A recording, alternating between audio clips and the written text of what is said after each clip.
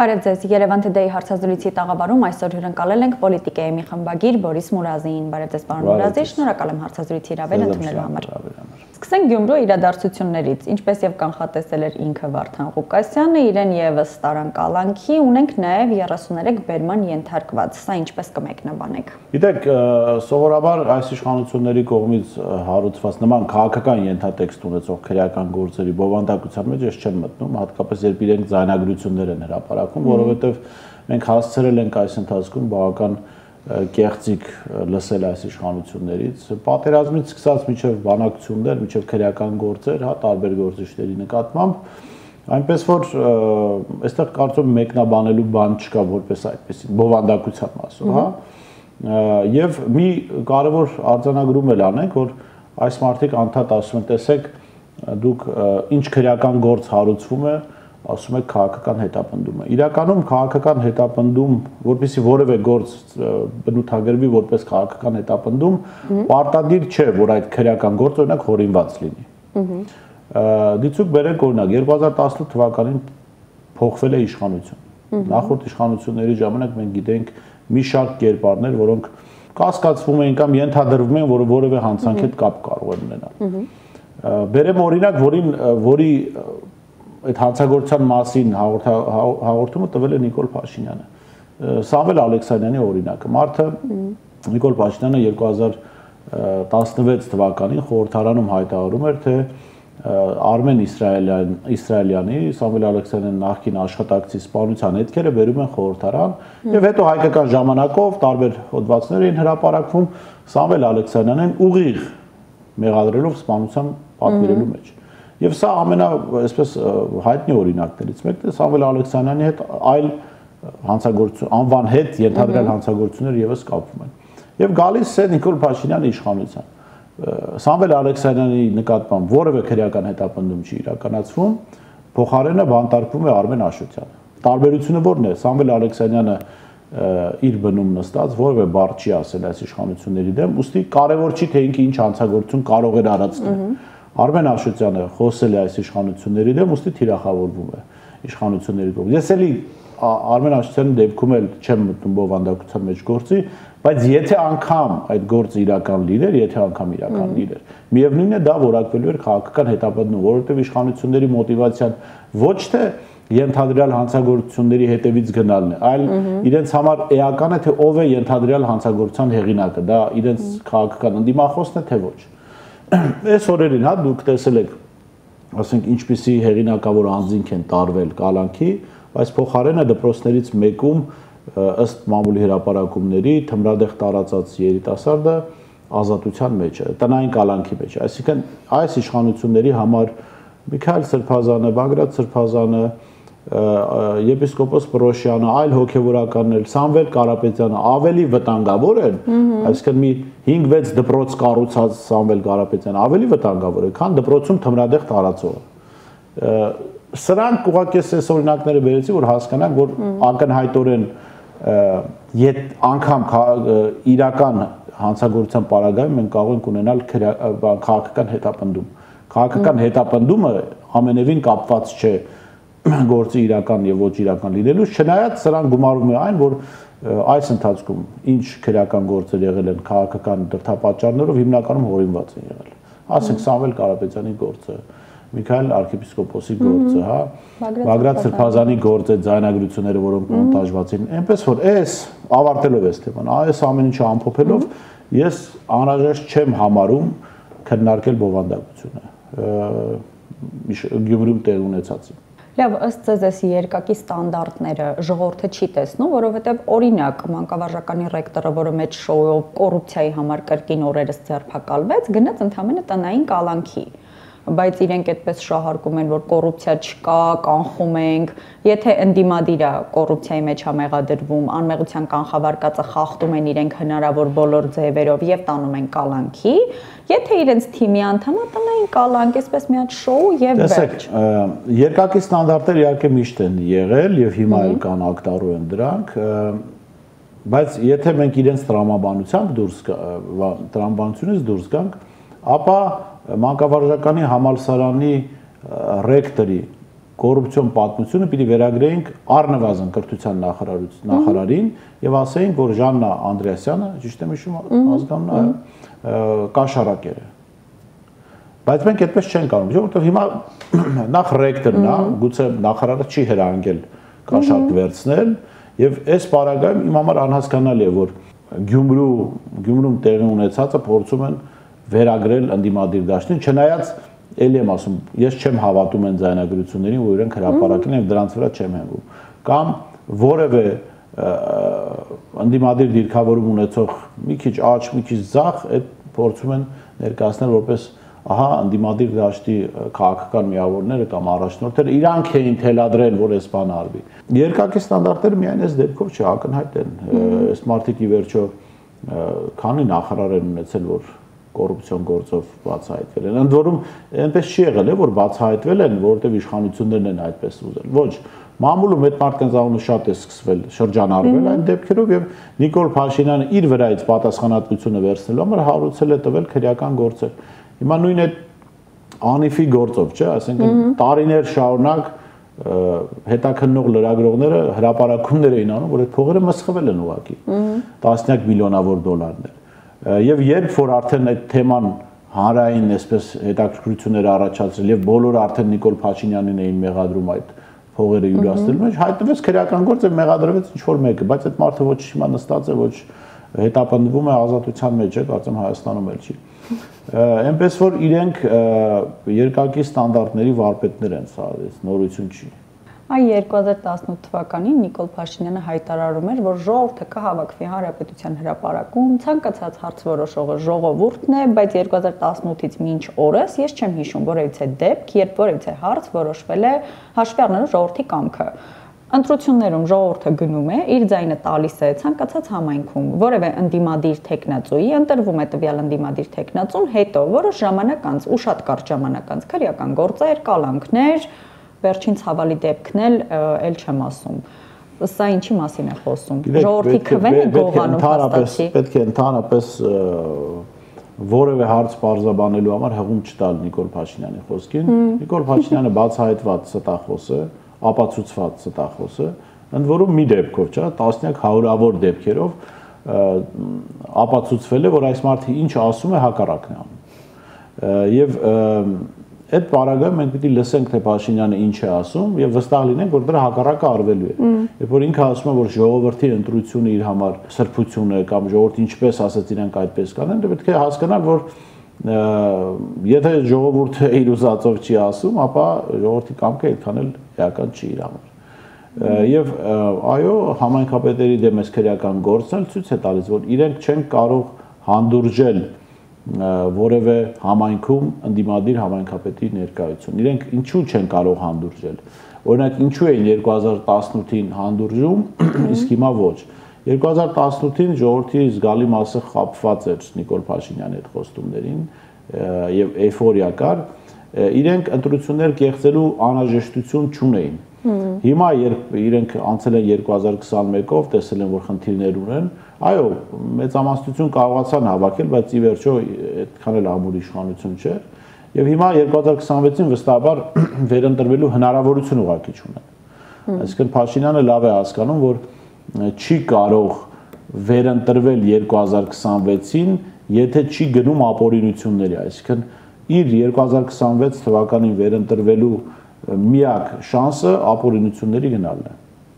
Դրա համար պետք է նաև որպես հավելյալ օժանդակություն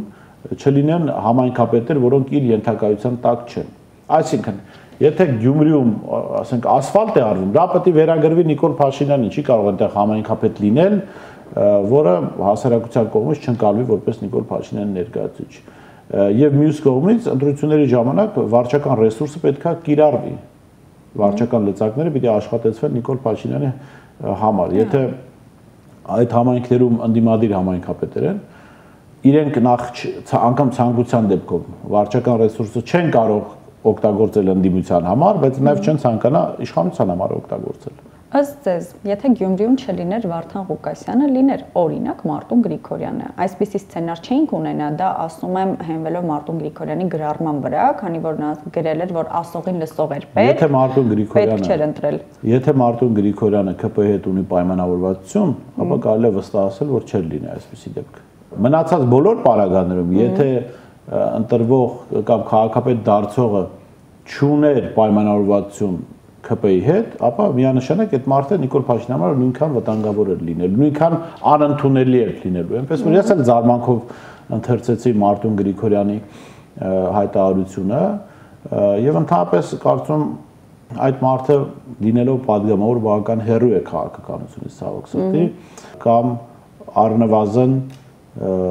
առնվազն մատնում է հավանական պայմանավորվածությունները ԿՊ-ի հետ, որովհետև ուրիշ բացատրություն չկա դրան, ասենք լավ, ասենք Մամիկոն Ասլանյանն էր, այսպիսի ձայնագրություններ Մամիկոն Ասլանյանի հետ կապված հրապարակվել կամ սարքվել, չէ, եւ ուրիշ համայնքապետերի օրինակներով էլ կարող ենք տեսնել։ Այնպես որ սա բերել որպես հիմնավորում կարծում սա ուղղակի անթույլատրելի է եւ նաեւ լավ չի, որ արվում է։ Դե եթե այդքան բան է թող համագործակցի քաղաքացիական պայմանագրի հետ, դառնա ժամանակավոր պաշտոնակատար, ինչպես Վանաձորի Նիկոլ Փաշինյանի բնորոշմամբ հանցագործ ԺՊ-ն քաղաքապետի այդ Արկադի Փելեշյանը։ Թող դառնա Նիկոլ Փաշինյանի Գյումրիի Արկադի Փելեշյանը։ Հիմա եթե ուզում են թող անեն, անհասկանալի է այդ բանը։ Այսինքն լավ էլ հասկանալի է իրականում, բայց տրամաբանական չի, ինչ էր ուզում այդ մարդը։ Իսկ ինչ ազդակ է այս կալանքով Փաշինյանը ուզում հղել Էջմիածնին։ Գիտեք, Փաշինյանը ընդհանրապես վերջին ամիսներին վերակենդանացրել է ՀՀՇ-ի հայտնի կարգախոսը «Մեր դեմ խաղ չկա» եւ ինքը ուզում է ցույց տալ, այո, որ իր դեմ խաղ չկա։ Ցավոք սրտի կարող ենք արձանագրել, որ ինչ որ իմաստով այո, նաեւ իր դեմ խաղ չկա, որովհետեւ հասարակությանը ինքը կարողացել է այնպես պարակտել, որ մարդիկ հեշտությամբ տանում են բացառիկ հեղինակությունների կալանավորում, հա։ Եվ այս ամեն ինչը սկսվել է իրականում 2018 թվականից, բացատրեմ ինչու։ Որովհետև 2018 թվականից է Նիկոլ Փաշինյանը սկսել տրորել կարմիր գծեր, օրենքներ, սկզբունքներ, հա, ու երբ որ 2018 թվականին մարդիկ, այդ թվում նաև լրագրողներ, հանրային գործիչներ աջակցում էին Նիկոլ Փաշինյանի հետ ապօրինությունները կամ անտեսում էին, չտեսնելու էին տալիս, իրենք ստեղծում էին, կերտում էին այսօրվա Նիկոլ Փաշինյանին, որը ասում է, այո, իմ դեմ խաղ չկա, եւ կարող է հորինված գործով մարդկանց տանել բանտարկության։ Ընդդիմությունը որպես քաղաքական միավորների, այսպես համախումբ, պիտի ցույց տա, որ Նիկոլ Փաշինյանի դեմ խաղ կա։ Այնպես չի իրական, որ Նիկոլ Փաշինյանը այսպես շատ գերհզոր է, չգիտեմ, որպես մարդ ինքը բավական փոքր մարդ է, բայց ցավոք սրտի, այո, եւ վախկոտ է, բայց ցավոք սրտի մեր պետական համակարգն այնպիսին է եւ հատկապես այս վերջին ընդունված սահմանադրությունն այնպիսին է, որ եթե հայտնի էպոսի հերոս Ցռան Վերգոյին էլ բերեինք վարչապետ դնենք, ինքը դառնալու էր այսպես մարդակեր։ Այսինքն սահմանադրությունն ինքնին հակամարտկային է եւ կառավարման ինստիտուտներն ինքնին հակամարտկային են։ Այդ իմաստով, այո, Նիկոլ Փաշինյանի դեմ խաղ չկա, որովհետև օրենքներն են այդպես գրված, սահմանադրությունն է այդպես գրվել, որ ցանկացած մեկի ով իշխանություն է իր դեմ խաղ չլինի։ Նիկոլ Փաշինյանի վրայից հանեք այդ սահմանադրությամբ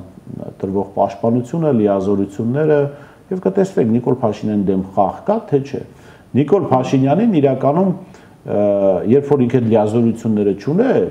այդ Մալացիա Սեբաստիայի բիսեդկաներում ծեծելով լարում էին կանայք տարիքով, որոնք հիմա երևի թե նիկոլական են։ Այսինքն Նիկոլ Փաշինյանը խաղ չուներ անգամ բիսեդկայում ոչինչ չանող կանանց դեմ։ Հիմա այդ մենակ սահմանադրությունն ու պետական ռեսուրսներն են իրան թույլ տալիս ասել, որ իմ դեմ խաղ չկա։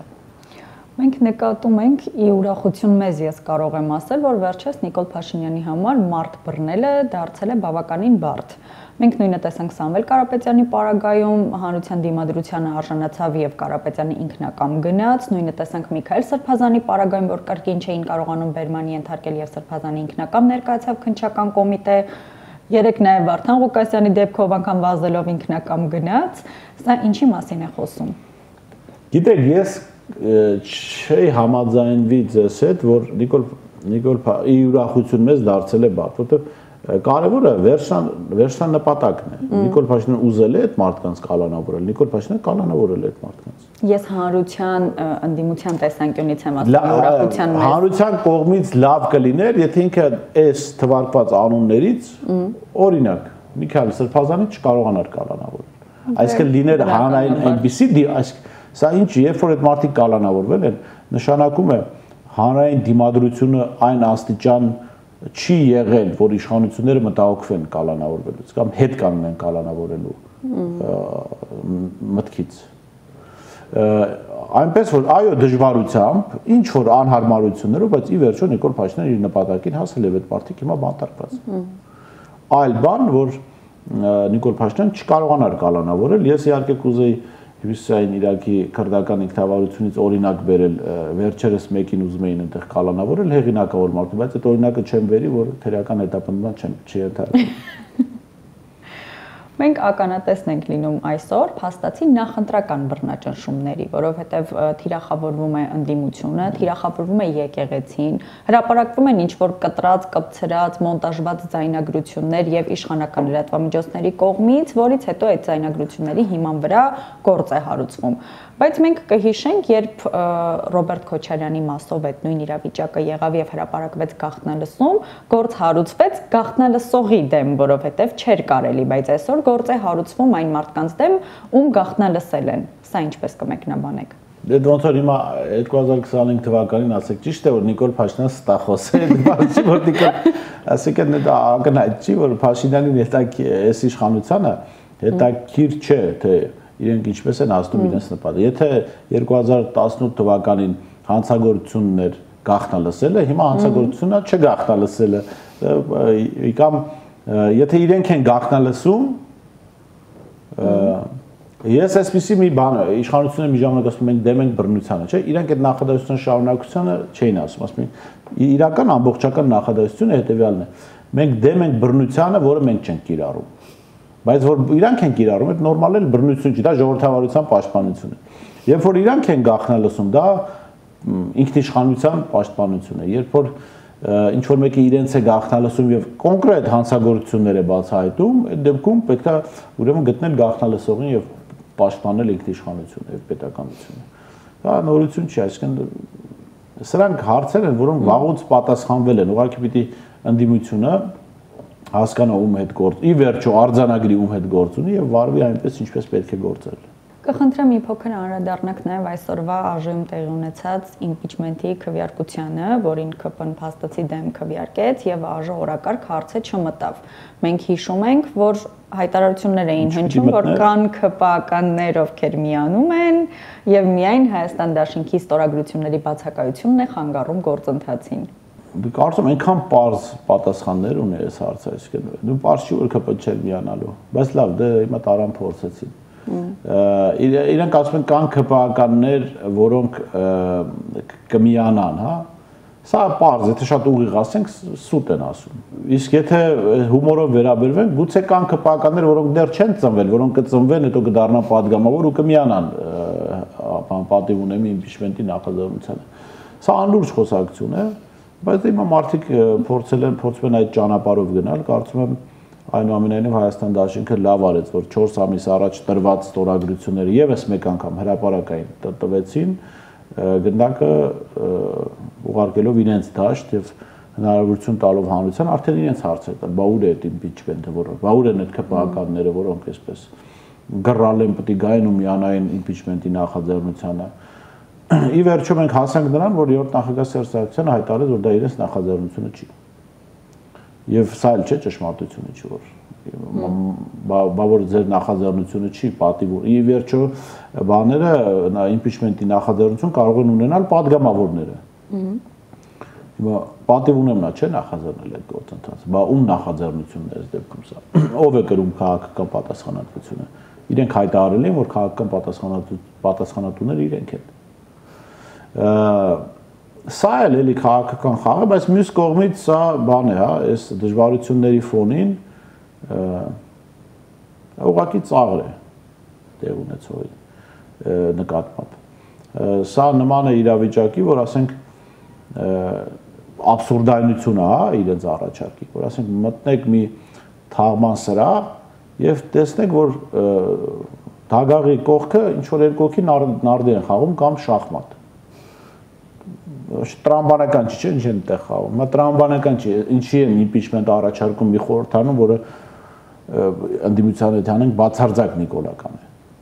Եվ Նիկոլ Փաշինյանի խորհրդարանականներն էլ այդ թիմակիցները ցույց են տվել, որ իրենք ուսապարկել, իրենք ասել մենք ուսապարկենք, մենք կամք չունենք Նիկոլ Փաշինյանը կասի այնպես, ինչպես պետք է վարվել։ Եվ ամենակարևոր հարցը impeachment-ի մասով։ Ինչու պետք է ԿՊԱ-ականները միանան, եթե պատիվ ունեմ խմբակցության падգամավոր կամ պատիվ ունեմ խմբակցության падգամավոր դարձած Իշխան Զաքարյանը չի միացել, ինձ կբացատրեք։ Ընդհանրապես պատկերացրեք դուք պատիվ ունեմից падգամավոր եք գնում եք որևէ ԿՊԱ-ական հետ բանակցելու։ Բա չեն ասի, բա եթե դուք այդքան լավ նախաձեռնողներ եք, ձեր շնորհիվ խորհրդարան անցած մարդը ինչի չի միանում։ Բնականաբար կասեն։ Կխնդրեմ մեկնաբանեք նաև շաբաթ օրվա հանրահավաքը, որը իշխանությունների կողմից շատ լայն արձագանքի արժանացավ, նշում էին, որ մեր ձևով մարդիկ է հավաքել բերել այդ հանրահավաքին, որպեսզի քանակը ապահովի, ըստ ձեզ կա արդյոք կարիք այսօր Նիկոլ Փաշինյանի դեմ միտինգ անելու համար մարդ հավաքել։ Բա ասում են այդ հանրահավաքին մարդ չի մասնակցել, ոնց են մարդ բերել։ Դե իրենք հիմա բերել են թե չեն բերել։ Հակառակ խոսելու մարդ եղել է հանրահավաքին թե չէ։ Եթե մարդ եղել է, եկեք քննարկենք։ Այդ մարդիկ ինչու են եկել այդտեղ։ Միանշանակ Նիկոլ Փաշինյանը հասել է այն կարգի մերժման աստիճանի, որ իր դեմ հանրահավաք հրավիրելու համար պարտադիր չի փող ծախսել կամ պետք չէ մարդկանց հրավիրել փողով։ Մյուս կողմից եթե փողով են հրավիրել, չէ՞,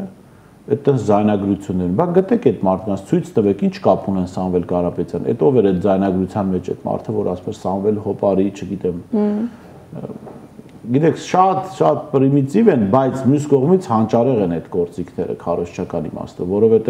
այս ձեր եւ իմ խոսակցությունը չի հասնելու այն մարդկանց, ում վրա այդ քարոզչական հնարքները ազդելու են։ Ահա այստեղ է, որ ընդդիմությունը պիտի լուծում գտնի եւ ճեղքի այդ բաժանման պատը եւ ընդդիմության կողմից այս փաստարկված տեղեկատվությունը հասցնի նաեւ մարդկանց, ովքեր Նիկոլ Փաշինյանի տեղեկատվական մոլորության բանում են ապրում, փուչիկում են ապրում։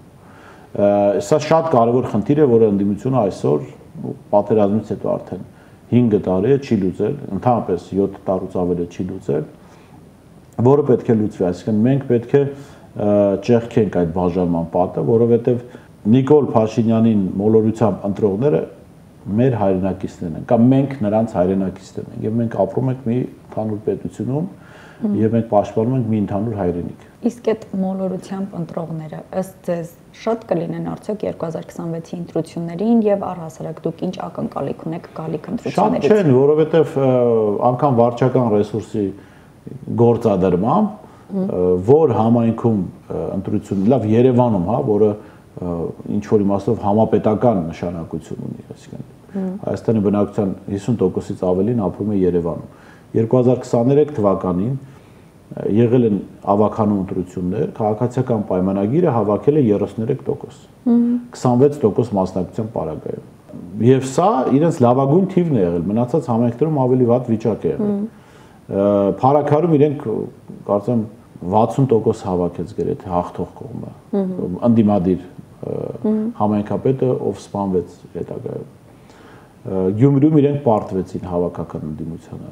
Վաղարշաբաթում վստահ եմ, որ պարտվելու են իրենք հավաքական ընդդիմությանը, եթե էլի ապօրինություններ չգործեն։ Իսկ ապօրինություններ իրենք փորձելու են գործել։ Այնպես որ իրենք այդպես բարձր վարկանիշ չունեն։ Մյուս կողմից, եթե հիշում եք Երևանում երբ տեղի ունեցան ընտրություններ, իրենք մամուլում հայտնվեցին տեղեկություններ, որ իրենք խնդրել են Ադրբեջանին Արցախի վրա հարձակվել ընտրություններից հետո։ Եղել է պայմանավորվածություն, որ հարձակում լինելու է։ Նաև միջազգային մամուլը գրեց, չէ՞ որ Թուրքիայում նման քննարկում եղել, որ տեղ հայկական կողմից եւս մասնակից պիտի որ լիներ, որպեսզի Հայաստանը չխառնվի։ Եվ իրենց միակ անելիքը եղել է այն, որ Երևանի ավական ընտրությունից հետո հարձակվեք Արցախի վրա, որովհետև եթե ընտրություններից առաջ լիներ այդ հարձակումը, ընտրությունները վստահեցնում եմ ձեզ վերածելու են հեղափոխության։ Եվ ոչ թե 26% էր մասնակցելու, այլ այդ բողոքի ալիքի վրա ավելի շատ կրկնակի գուցե ավելի շատ մարդիկ մասնակցեին եւ իշխանությունները ոչ թե 33%, երևի 9-10% կհավաքեին։ Ու այդ process-ը վերածվելու էր հեղափոխական process-ի։ Իրենք էս կարան, իրենք վարկանիշ չունեն, բայց մյուս կողմից ընդդիմությունն էլ աշխատելու տեղ ունի, որովհետեւ վարկանիշ չունենալով հանդերձ այս պահի դրությամբ հիմնական օրակարգը թելադրում է իշխանությունը քաղաքական դաշտի եւ ժողովրդին այս պահին, քանի որ պատերազմից հետո ժողովուրդը շատ լուրջ ակնկալիք ունի խաղաղության առաջարկ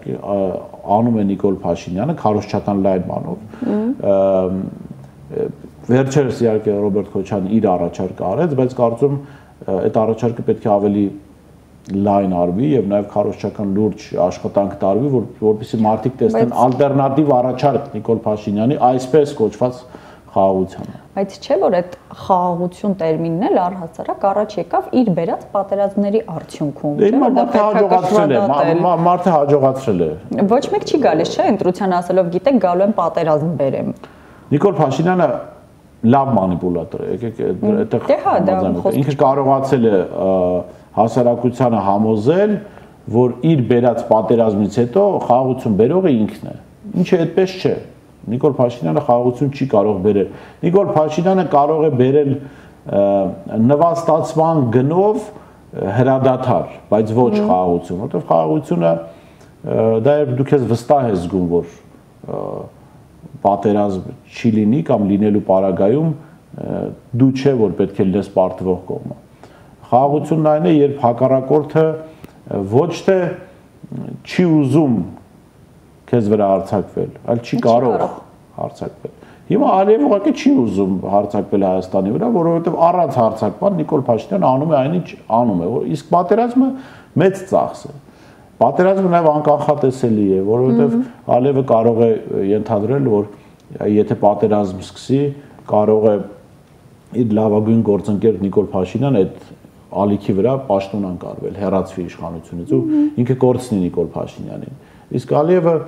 պատրաստ է անգամ կորցնել Մեհրիբանին, բայց ոչ Նիկոլ Փաշինյանին։ Ես դες անկեղծ եմ ասում, որովհետև Մեհրիբանն այնքան բան չի արել Ալիևի համար, ինչքան Նիկոլ Փաշինյանը։ Փաշինյանը հասավ նրան, որ Ալիևը հերոսացվեց բանում ադրբեջանական հասարակություն։ Ինքը մնալու է պատմության մեջ, ադրբեջանական պատմության մեջ ոսկե տարերով է մնալու։ Մեհրիբան տենց բան արել էր Ալիևը։ Մեհրիբանը լեռնի իշխանության կռիվ է ներսում անում։ Նիկոլը լավություն է անում, հերիք չի, Ադրբեջանում իշխանության հավակնություն չունի։ Եվ կխնդրեմ մեր վերջին հարցը, ըստ ձեզ, մինչև ընտրություններ, բռնաճնշումները մինչև ուր կարող են հասնել։ Մինչև ուր կարողանան։ Ֆիզիկայի օրենքն է, այդ ճնշումը պիտի առաջացնի դիմադրություն։ Եթե չկա դիմադրություն, ճնշումը անverջ կարող է գնալ։ Այո, անverջ գնալուց հետ ճնշումը կարող է թուլանալ, բայց այդ դեպքում արդեն գուցե դիմադրության տեղել չմնա։ Դիմադրություն պիտի լինի եւ դիմադրությունը առաջին հերթին պետք է տեղեկատվական դաշտում, որովհետեւ պետք է մարդկանց գլուխներում բան փոխվի, հենց մարդու